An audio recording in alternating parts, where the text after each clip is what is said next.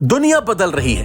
अब वो दौर नहीं रहा जहां अमेरिका वाहिद आलमी ताकत हुआ करता था, जहां फैसले वॉशिंगटन से निकलकर दुनिया भर में लागू हो जाते थे। अब ताकत के मराकज बिखर रहे हैं। चीन तेजी से आलमी मईशत में पहले नंबर पर पहुंच रहा है। रूस अपने असर रसूख को यूरेशिया में मजबूत कर चुका है और अमेरिका की गिरफ्त शुमाली अमेरिका तक महदूद होती जा रही है। ऐसे में अफ्रीका, लातीनी अमेरिका, मशरिक़ वस्ता और एशिया के मुमालिक एक नई उम्मीद के साथ ग्लोबल साउथ की शक्ल इख्तियार कर रहे हैं। एक ऐसा ब्लॉक जो पुरानी ताकतों के ज़ेरे असर नहीं बल्कि अपने फैसले खुद करेगा। लेकिन जब हम इस नए मंजरनामे में मुस्लिम दुनिया के किरदार पर नजर डालते हैं तो एक मुल्क हमें सबसे ज्यादा शोर मचाता नजर आता है, यानी इस्लामी जमहूरिया ईरान। बज़ाहिर एक मज़ाहमती रियासत जो साम्राज्यत के खिलाफ आवाज बुलंद करती है, इसराइल को ललकारती है, अमेरिका पर तनकीद करती है और खुद को इस्लामी दुनिया का नजरियाती रहनुमा समझती है। लेकिन अगर इस शोर के पीछे जरा ध्यान से सुने तो मालूम होता है कि ईरान का नारा तो इनकलाबी है, मगर इसकी हिकमत अमली गैर वाज़ेह, मुतज़ाद और हद से ज्यादा खुद पसंदी पर मबनी है। अभी हाल ही में रूसी सदर पुतिन ने इंकशाफ किया कि रूस ने ईरान को जदीद असलहा फराहम करने की पेशकश की थी, लेकिन ईरान ने इसे मुस्तरद कर दिया। वजह, वो अपनी खुद मुख्तारी पर समझौता नहीं करना चाहता था। बात सुनने में बड़ी जानदार लगती है, लेकिन अगर जमीनी हकीकत देखें तो ईरान की फौजी ताकत अब भी कई पहलुओं से महदूद है। ना इसके पास जदीद हथियार हैं, ना इसके पास जदीद जंगी तैयारे हैं, ना मौसर एयर डिफेंस सिस्टम। तो सवाल यह है कि वो क्या बचा रहा है, खुद मुख्तारी या सिर्फ जिद?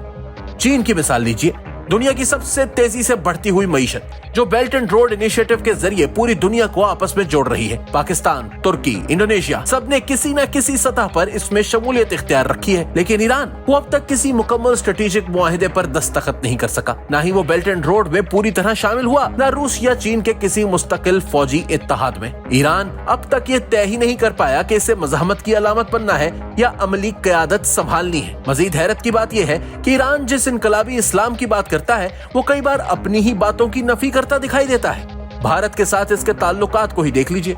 ईरान का सफारत खाना दिल्ली में जिस अंदाज से भारत की तारीफों के पुल बांधता है वो किसी गैर जानिबदार रियासत की नहीं बल्कि एक मदाह की जबान लगती है। और कश्मीर एक ऐसा मसला जहां ईरान की इनकलाबी पॉलिसी को सबसे पहले आवाज बुलंद करनी चाहिए थी, वहां ईरान की खामोशी शर्मनाक हद तक वाज़ेह है, सिर्फ इसलिए कि चाबहार, तिजारत और तारीखी ताल्लुकात कुर्बान ना हो जाए। अरब दुनिया की बात करें तो वहां ईरान को शिया तौसी पसंद कुव्वत के तौर पर देखा जाता है। हिजबुल्लाह, हुसी, बशार अल असद, ईरान की हर पॉलिसी अरब दुनिया को तकसीम करती है, जोड़ती नहीं। नतीजा, खलीजी रियासतें इसे खतरा समझने लगी हैं, ना कि रहनुमा। और सच तो ये है कि क़यादत का दावा वही कर सकता है जो दूसरों को इकट्ठा करे, ना कि सिर्फ अपने फिरके के गिर्द ताकत बनाए। ईरान की असल मुश्किल इसकी दोहरी शख्सियत है। एक तरफ वो इनकलाब की अलामत बना रहना चाहता है और दूसरी तरफ दुनिया के साथ ताल्लुकात भी कायम रखना चाहता है, मगर किसी के साथ खुलकर चलना नहीं चाहता। ना चीन को मुकम्मल एतमाद देता है, न रूस के साथ पूरा इंतजाम चाहता है, न ग्लोबल साउथ की तंजीमों जैसे ब्रिक्स में फाल किरदार अदा कर सकता है।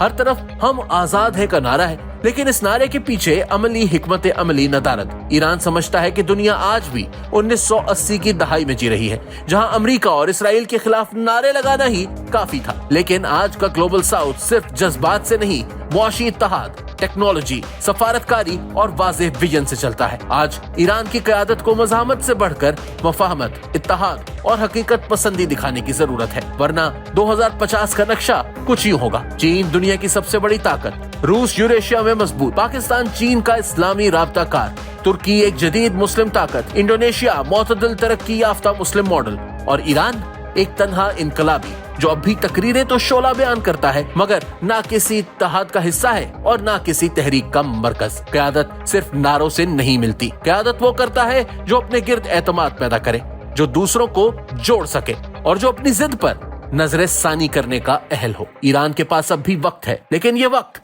हमेशा रहेगा नहीं।